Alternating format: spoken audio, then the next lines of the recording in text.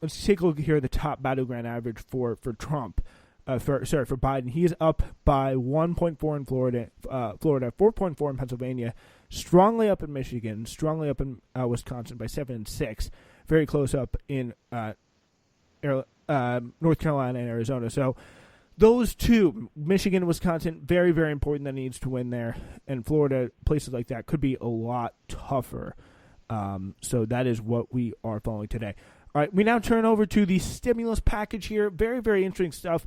What has been your kind of take on the stimulus package and the latest updates here on the negotiations? Because it has moved quite fast. We'll give you the latest news in just a second, but I do want to get your reaction to kind of the stimulus negotiations so far and how Nancy Pelosi and all the parties involved have handled them.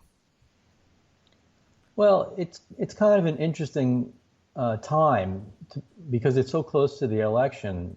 There's all this, jockeying back and forth about whether they do or don't want a package, and whether or not it's going to help or hurt their party.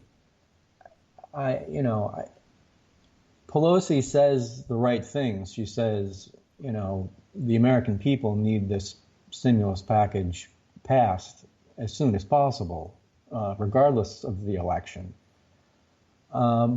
But of course, if they pass the stimulus package, then that's, something that the Trump administration has done. Of course, the Democrats would have had to help. And it's not clear who benefits politically from this. And I think both sides are a little reticent to jump in with that, not knowing how that's going to play out. Naturally, I think most Americans realize that the Democratic package is, they want to spend more, and so the benefits are going to be greater if the Democrats can get their way. And so if that happens, I think it's going to be probably the Democrats who will gain politically. So it's just this constant jockeying back and forth about how seriously they want to make a deal before the election. And I think after the election, the chances are even slimmer that anything is going to happen. Once you get into the, after the election, once you get into that phase, if you have a lame duck, nothing's going to really happen. And so yeah. I think that, there's really, this is really a pressing time. And I think if Pelosi can pull it off, it will be one of her best accomplishments of this term, I think. Yeah, I don't know if have you seen at all the Wolf Blitzer interview with Nancy Pelosi? I did not.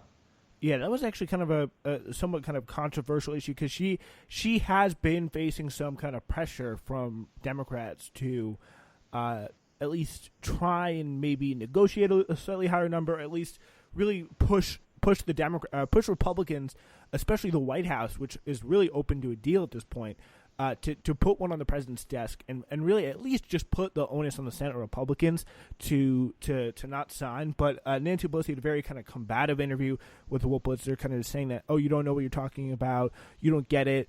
I'm representing my people. I understand what's going on, and we're going to get this deal done with the Republicans, but it's not good enough yet. So you can't really tell us what to do.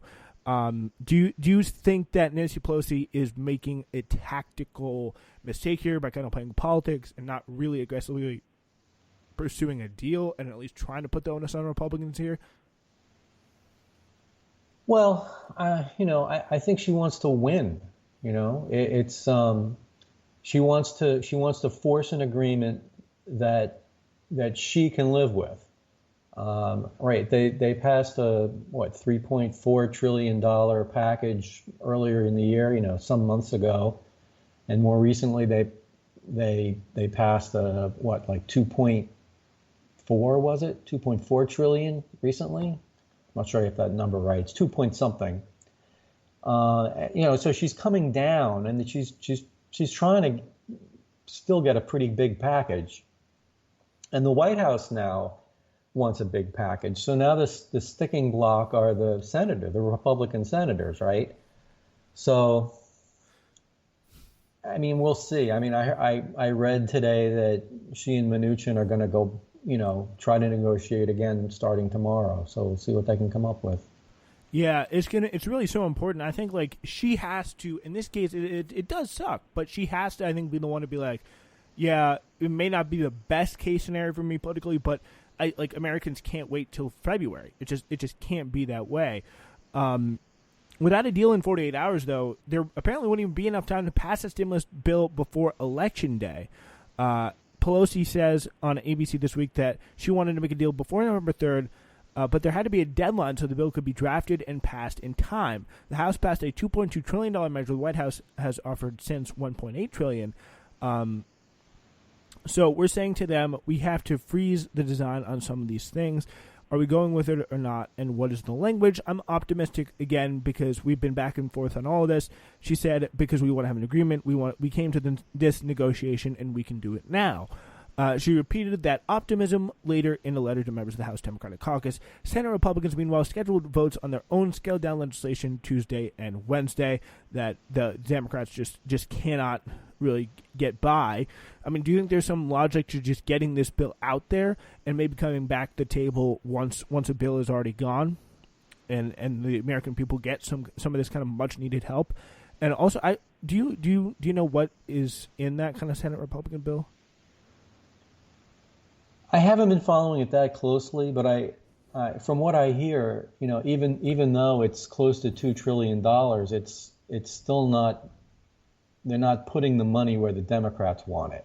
The Democrats. Yeah, that's a key. I think that's a key thing too. Yeah, I definitely do agree with you. It's not just the number itself; it's where the money is going, and they're still very far off.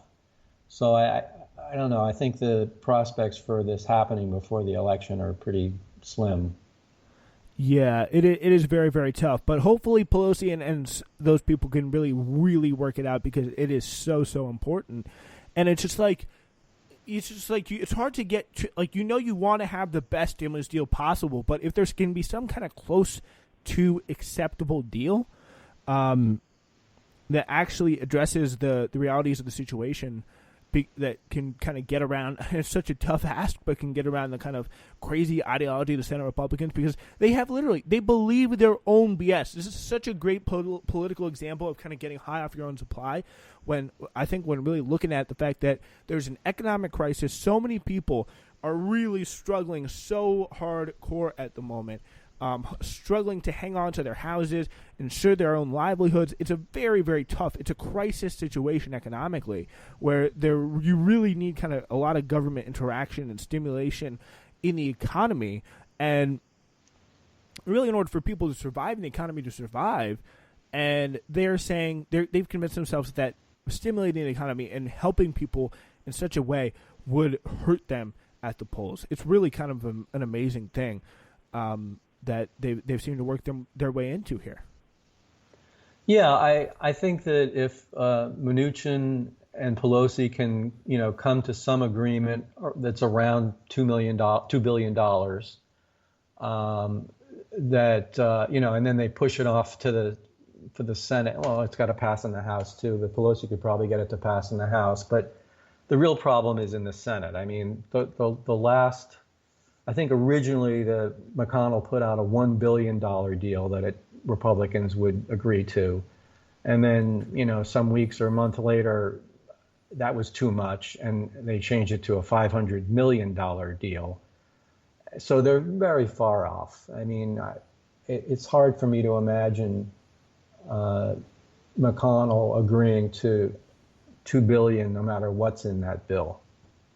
Yeah, this just kind of fiscal fundamentalist ideology, this market fundamentalist ideology, could just really be, even when it comes down to it, more than Trump, the death knell of their party by and large. Because you see people like Mark Meadows refusing to put a mask on in front of the reporters. It's even within the Republican Party, mask wearing has great support.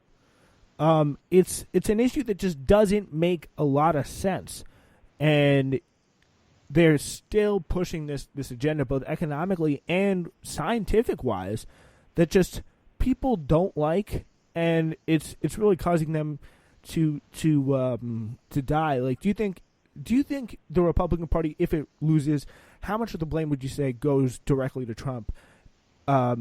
And how much would you say kind of goes to the broader party as a whole?